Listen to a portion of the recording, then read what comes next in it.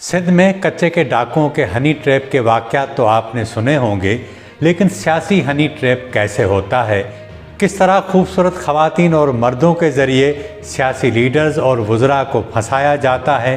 کیسے ایک ملکہ نے ایک بے رحم جرنیل کو ہنی ٹریپ کیا؟ کیسے ایک خوبصورت یہودی خاتون نے ایران کے جرنیلوں کو اپنے جال میں پھنسایا؟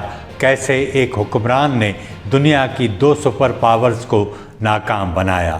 دشمنوں کے راز لینے اور انہیں مات دینے کی یہ روایت 3000 سال سے جاری ہے۔ 3000 سال پہلے ایک خوبصورت فلسطینی خاتون نے طاقتور حکمران کو اپنی خوبصورتی کے جال میں جکڑ کر اندھا کروا دیا تھا۔ یہ کہانی ہے ڈلیلا کی، جس نے ایک غیر معمولی افسانوی سورما سیمسون کو اپنی خوبصورتی اور پیار سے کنٹرول کیا۔ اس حکمران کی زندگی کا بیان بائبل کی کتاب قضا میں موجود ہے۔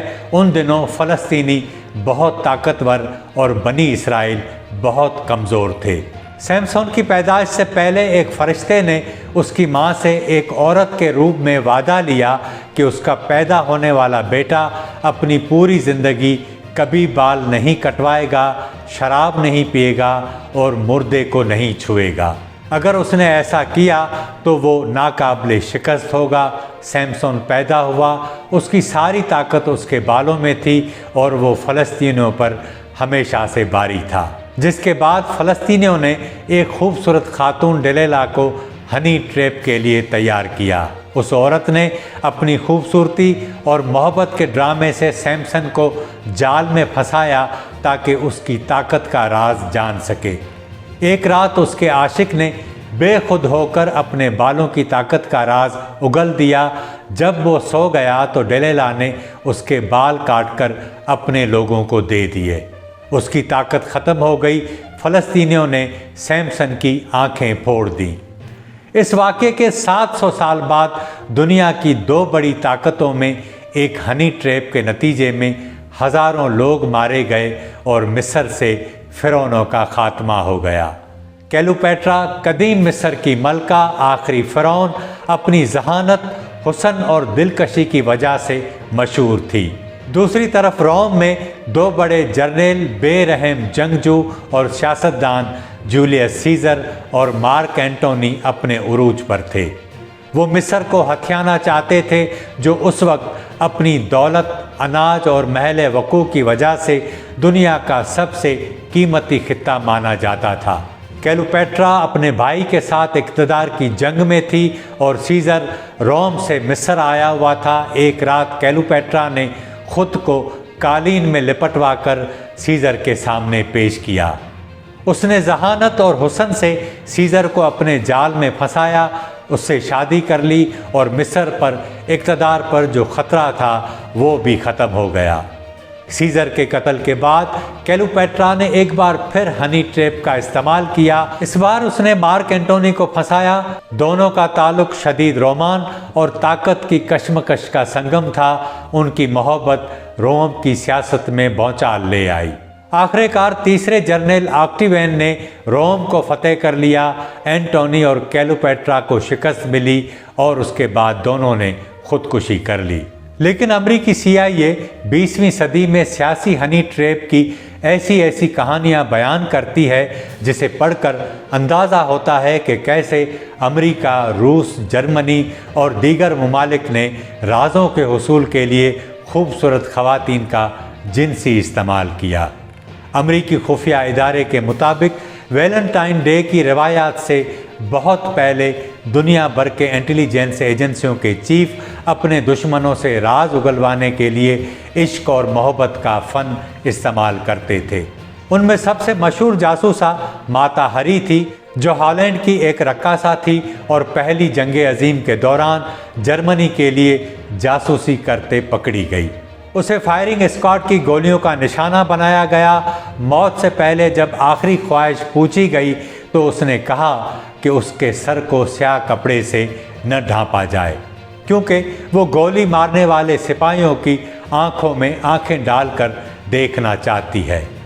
ماتا ہری اپنے حسن کے جال میں فرانسیسی سیاستدانوں اور فوجی افسران کو پھنسا کر ان سے راز اگلوا لیتی تھی۔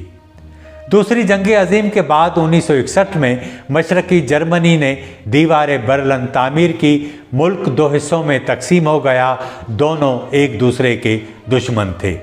جنگ کی وجہ سے مردوں کی کمی ہو گئی تھی، اس لیے تنہا خواتین رفاقت کے لیے زیادہ تر مشرقی جرمن جاسوسوں کا آسان ہدف بن گئیں۔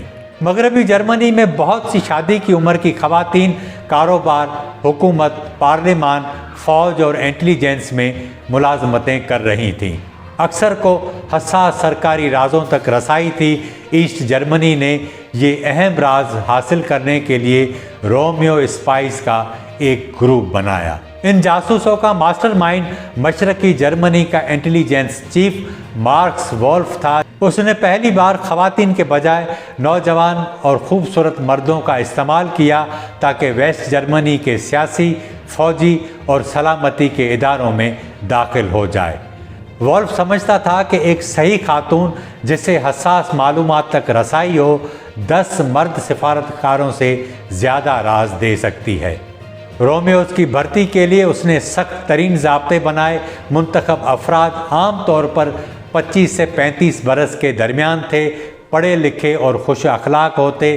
جاسوسی تربیت اور جعلی شناخت کے بعد یہ رومیوز مغربی جرمنی جاتے، وہاں وہ مطلوبہ خواتین سے رشتے استوار کرتے اور آہستہ آہستہ ان سے خفیہ معلومات حاصل کرتے۔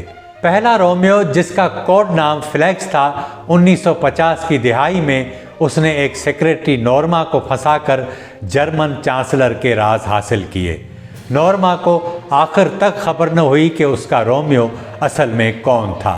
ایک جولیٹ نے امریکی سفارت خانے میں کام کرتے ہوئے 12 سال تک ہزاروں خفیہ دستاویزات اپنے رومیو کو دیں، جب تک وہ 1991 میں پکڑی نہ گئی۔ ایک اور سپر رومیو نے نیٹو کی ایک مترجمہ کو پھنسایا اور اس سے کئی راز حاصل کیے۔ لیکن اب ایک اور کہانی۔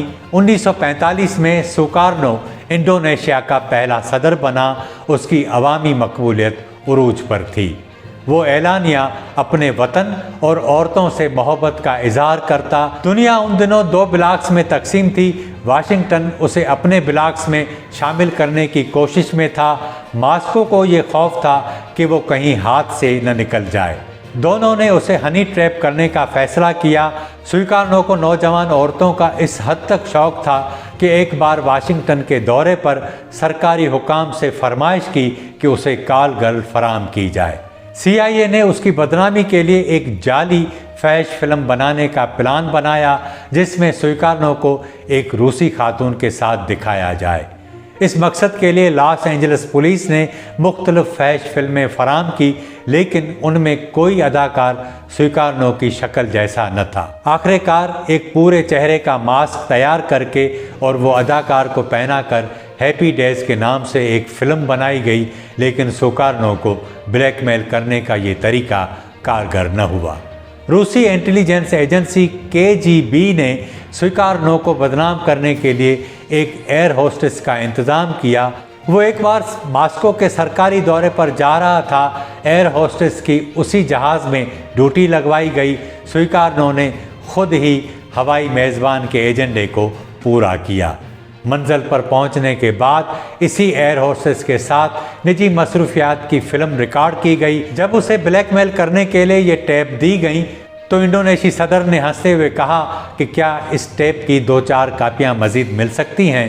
آخر کار سوکارنو کے عورتوں کے ساتھ تعلقات کو نہ تو سوویت یونین ہتھیار بنا سکا اور نہ امریکہ۔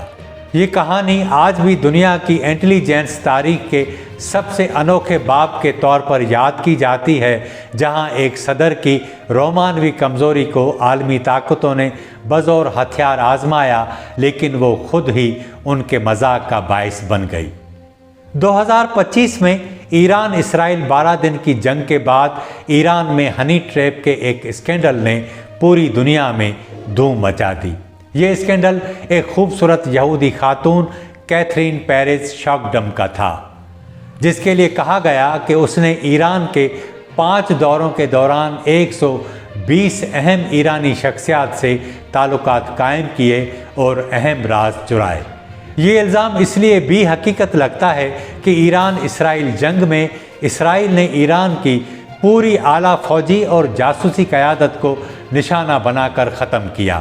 اس جنگ کے دوران ایران میں اسرائیل کی جاسوسی کا الزام افغان باشندوں پر بھی لگایا گیا، لیکن ایک ٹی وی شو میں سابق رکن پارلیمنٹ مصطفیٰ نے جب اس یہودی صحافی کا نام لیا تو صورتحال ایک دم تبدیل ہو گئی۔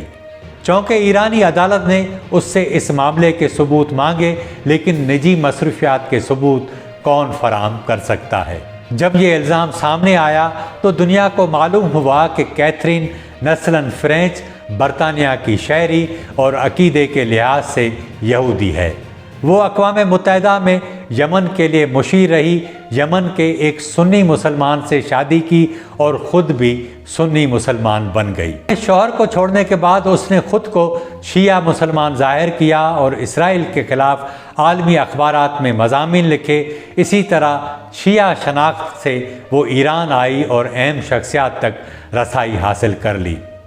ایران نے سمجھا کہ ایک یہودی خاتون اگر اسرائیل کے خلاف لکھتی ہے تو اس میں اس کا فائدہ ہے، لیکن دسمبر 2021 میں ٹائمز آف اسرائیل میں اس نے اپنے ایک مضمون میں انکشاف کیا کہ وہ اب مسلمان نہیں رہی اور اصل مقصد ہمیشہ اسلامی ممالک کے اندرونی حالات کو جاننا تھا۔ بعد میں یروشلم پوسٹ میں کھلے عام یہودی تاریخ کا دفاع اور اسرائیلی نواز موقف پیش کیا۔ ایران میں اسے موساد کی ایجنٹ کہا گیا، لیکن اعلیٰ سطح پر اس معاملے کو دبا دیا گیا۔ یہ جدید تاریخ کا سب سے بڑا ہنی ٹریپ تھا۔ جو ٹریپ میں آیا وہ بھی اور جس نے ٹریپ کیا وہ بھی، دونوں اس کی تردید کرتے رہے۔ لیکن کیتھرین نے مختلف اوقات میں مختلف بیانات دیے جس نے شکوک کو یقین میں تبدیل کیا۔ کبھی کہا کہ ایرانی میری یہودی شناخت سے آگاہ تھے، پھر کہا میں نے یہ شناخت اس لیے چھپائی کیونکہ جان کا خوف تھا۔ ایک موقع پر کہا کہ اسرائیل کے لیے جاسوسی کرنا اعزاز ہے، دوسری بار کہا کہ میں جاسوس نہیں، صرف تجزیہ کار ہوں۔ فوجی اور سیاسی رازوں کے حصول کے ہنی ٹریپ کی ان کہانیوں میں سب سے ناکام کہانی سویکارنو کی ہے، جس نے سب کچھ کیا اور دھڑلے سے کیا۔ دنیا کی دو بڑی سپر پاورز نے اس کے ملک میں بغاوتیں کرائیں، اخلاقی اور سیاسی طور پر اسے بلیک میل کرنے کی کوشش کی، لیکن وہ اس میں ناکام رہیں۔